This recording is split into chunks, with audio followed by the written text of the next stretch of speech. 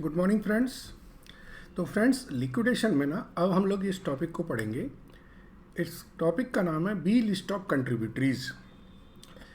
Exam में ये बहुत इम्पॉर्टेंट टॉपिक है। रीज़न इज़ दैट ये छोटा सा क्वेश्चंस होता है और 4 से 5 नंबर का ये ईजिली आता रहता है। तो मैं एडवाइज करूँगा कि लिक्विडेशन में आप जो इस तरीके के टॉपिक्स हैं उनको पूरा रिवाइज करके जाएं। जो कंप्लीट स्टेटमेंट ऑफ अफेयर वाला क्वेश्चन है वो नॉर्मली नहीं आएगा क्योंकि इसमें टाइम काफ़ी लगता है। उसका कोई एक्सट्रैक्ट पूछा जा सकता है। ठीक है, चलिए बी लिस्ट ऑफ कंट्रीब्यूटरीज क्या होते हैं। फ्रेंड्स, हम जानते हैं लिक्विडेशन का मतलब है कंपनी को बंद होना।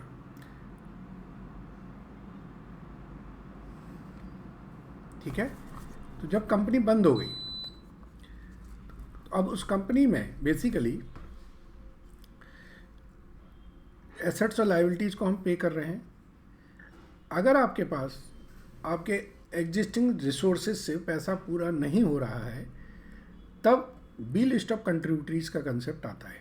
तो पहले हम कंसेप्ट को पढ़ते हैं, क्या कहना चाह रही है। देखिए, the share holder who transferred partly paid shares. Partly paid का मतलब है उनका जैसे शेयर है 10 रुपये का, लेकिन उस पर 6 रुपीज़ कॉल्ड अप है, 7 रुपीज़ कॉल्ड अप है, 8 रुपीज़ कॉल्ड अप है। फुली पेड शेयर नहीं है, उस पर कोई कॉल पेंडिंग था और उन्होंने अपने शेयर ट्रांसफ़र कर दिए। ठीक है, transferred partly paid share within 1 year, within 1 year prior to date of winding up. ये लाइन बहुत इंपॉर्टेंट है। मतलब जिस दिन वाइंड अप हो रहा है उस दिन के 1 साल के अंदर जो भी शेयर होल्डर हैं, ऐसे शेयर होल्डर जिन्होंने अपने पार्टली पेड शेयर्स ट्रांसफ़र करे हैं, उनसे हम पैसा मांग सकते हैं। तो देखिए, may be called upon to pay an amount not exceeding the amount not called up when the share were transferred. मतलब उनसे फिर पैसा मांग सकते हैं, लेकिन उससे ज़्यादा नहीं। किससे ज़्यादा? जो अनकॉल्ड अप अमाउंट है। जैसे सपोज करो एक शेयर होल्डर है ए और उस शेयर होल्डर की 1000 शेयर थे, 6 रुपीज़ कॉल्ड अप। ठीक है, और उस शेयर होल्डर ने आपका शेयर ट्रांसफ़र कर दीजिए जो विद इन 1 ईयर में आ रहे हैं। तो जो 4 रुपये उसके अनकॉल्ड अप है, हम सिर्फ 4 रुपये मांग सकते हैं। ठीक है, to pay such creditor as existed, इस लाइन पे भी ध्यान दीजिए, as existed on the date of transfer. मतलब वो रिस्पॉन्सिबल है उस डेट पे जो क्रेडिटर थे उनके लिए, सारे क्रेडिटर के लिए नहीं। And can not be paid out of the funds otherwise available with the liquidators provided that the existing share holder have also paid to pay the amount due on the shares. अब ये line और important है, इस line को पढ़िए। B list of कंट्रीब्यूटरीज से पैसा कब मांगे जाएगा? जब जो एग्जिस्टिंग शेयर होल्डर है, जिसके पास शेयर हैं, जिसको इन्होंने बी वाले ने ट्रांसफ़र करके रखे हैं, उसने पैसा देने से मना कर दिया है। ठीक है, तो अब इसको कंसेप्ट को मैं समराइज करूं तो क्या कहलाता है B list of contributories. Concept जो कहता है B list of contributories, shareholder who transferred partly paid shares within 1 year,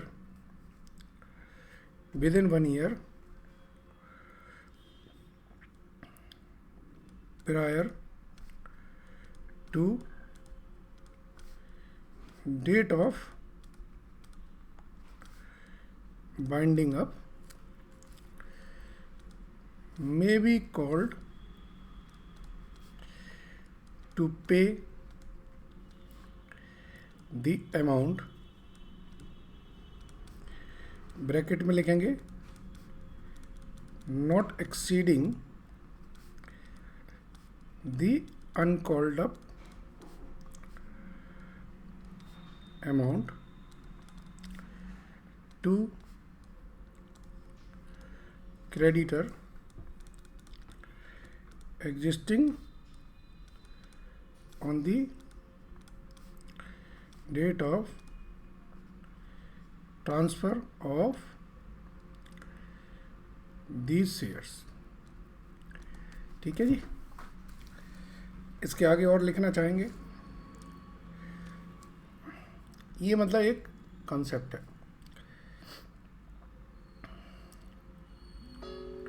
अब इसमें इन्होंने बोला था कि बी लिस्ट ऑफ कंट्रीब्यूटरीज में कौन कौन एग्जिस्ट होते हैं, तो ये इन्होंने क्वेश्चन है।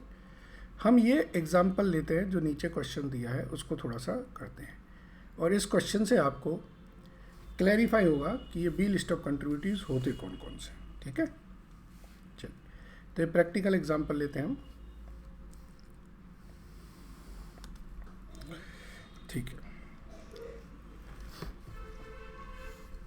देखिए इस क्वेश्चन को पढ़ें। In a liquidation which commenced on 2 April 2011, certain creditor could not receive payment out of the realization of assets and out of the contribution from a list of contributors.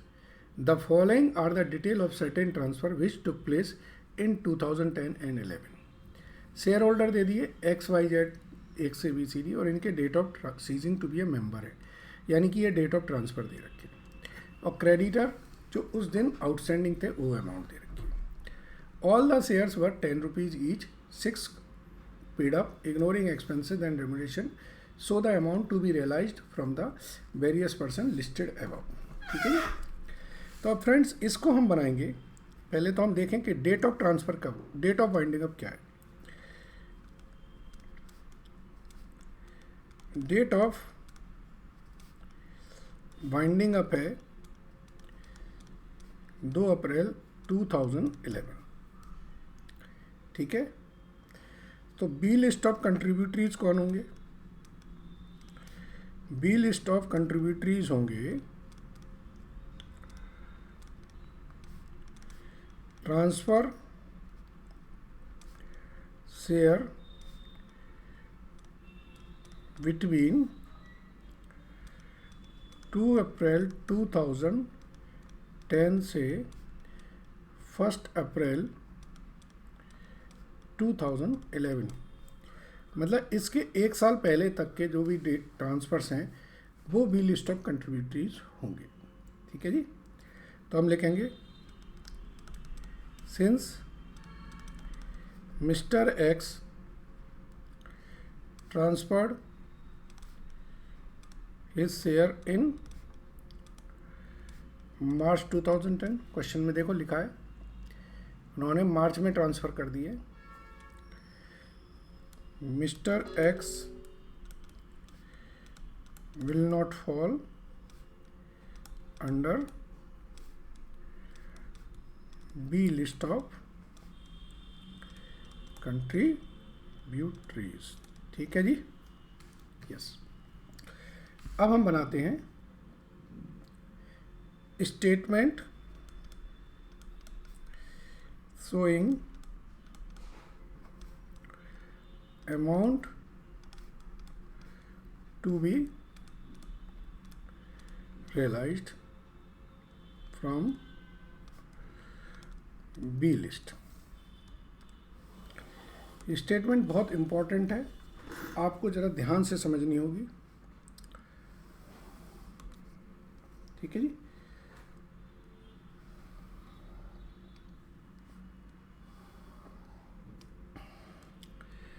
यहाँ पर जो B list हैं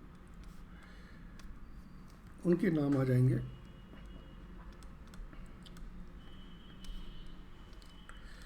और यहाँ पर उनका आ जाएंगे date of transfer. Date of transfer है 1 मई 2010, 1 जुलाई 2010, 1 नवंबर 2010, 1 फरवरी 2011। ठीक है जी। अब हम एक एक करके पैसे लेने शुरू करते हैं। Number of shares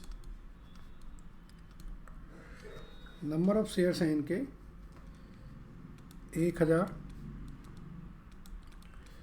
1500, 300, 200। So maximum जो अमाउंट हम ले सकते हैं वो ले सकते हैं 4 रुपीज़ पर शेयर से। इसका मतलब है इनसे हम मैक्सिमम अमाउंट इतनी ही ले सकते हैं।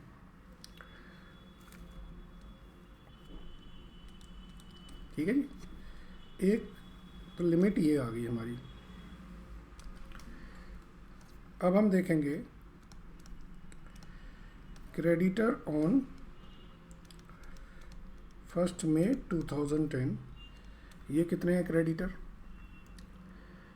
1 मई को हमारे क्रेडिटर हैं 6000 रुपये।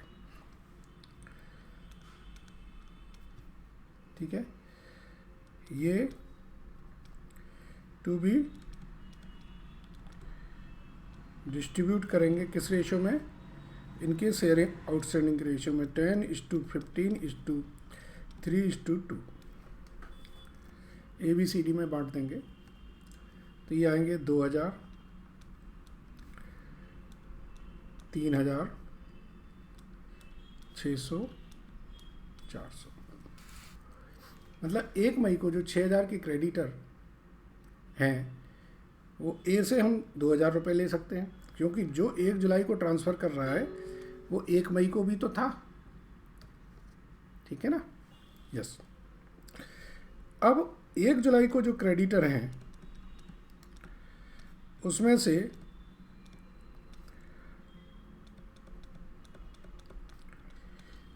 टोटल क्रेडिटर 1 जुलाई को हमारे 7500 के हैं। तो 1 मई के 6000 तो हमने बांट दिए, तो बाकी के जो क्रेडिटर हैं वो 1500 रुपये के क्रेडिटर बटेंगे इसमें। ये ABCD में बटेंगे, ये बटेंगे BCD में। किस रेशो में? 15:3:2 में। ठीक है, तो अब ये 1125, 225, 150। ठीक है जी। ऐसे ही अब तीसरे क्रेडिटर निकालें। एडिशनल क्रेडिटर ऑन 1 नवंबर 2010। 1 नवंबर 2010 को कितने क्रेडिटर हैं? 8000 के। ये बचे 500।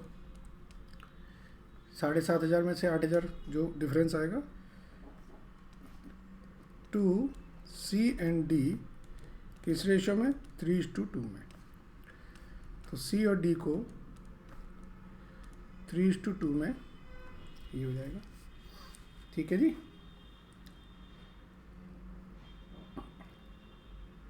अब आप देखिए फोर्थ, जो एडिशनल क्रेडिटर हैं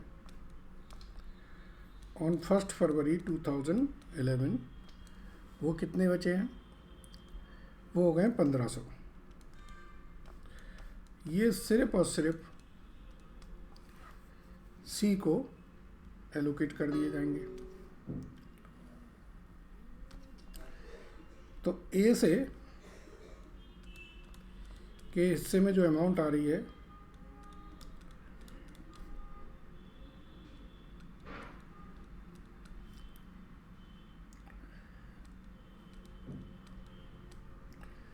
A के हिस्से में जो अमाउंट आ रही है वो आ रही है 2000, B के हिस्से में 4125, C के हिस्से में 1125 और D के हिस्से में 2250। ये आ गई जो अमाउंट ऑफ क्रेडिटर हैं। ये B हो गया और ये हो गया। सो अमाउंट कॉल्ड अप होगी वो होगी least of A and B। तो A की 4000 है, 4000 उनकी है अनकॉल्ड अप, लेकिन उनके डेट के हिसाब से उस डेट में क्रेडिटर उनके हिस्से में 2000 ही आ रहे हैं।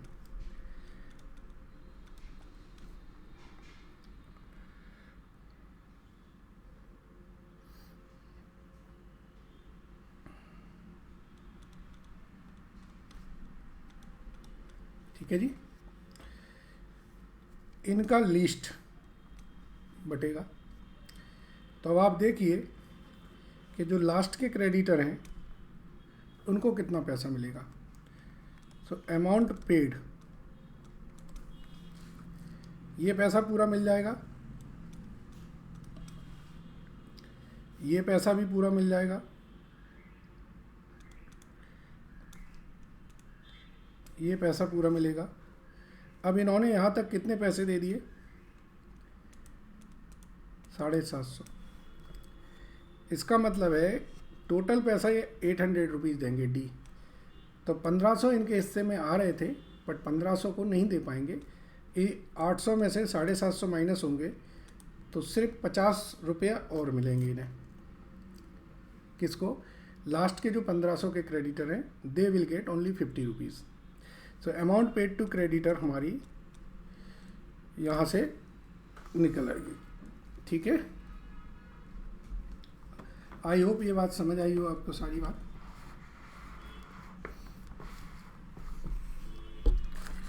एक बार देख लीजिए, कोई कन्फ्यूजन आ रहा है तो उसको समझ बता देता हूँ मैं। दोबारा से रिफ्रेश करा देते हैं। हमारे पास BCD क्रेडिटर्स हैं, ABCD 4 क्रेडिटर्स हैं। एक्स तो एग्जिस्ट ही नहीं करता है। क्यों नहीं करता एग्जिस्ट? क्योंकि उस डेट पर बेसिकली वो विद इन 1 ईयर वाली लिमिट से बाहर निकल जाते हैं। ठीक है ना। तो ABCD की डेट्स देख ली हमने। ABCD की डेट्स के हमने देखा कि उनके कितने शेयर्स थे, और उस शेयर के हिसाब से जो मैक्सिमम अमाउंट बनती है वो कितनी बनती है। ठीक है जी।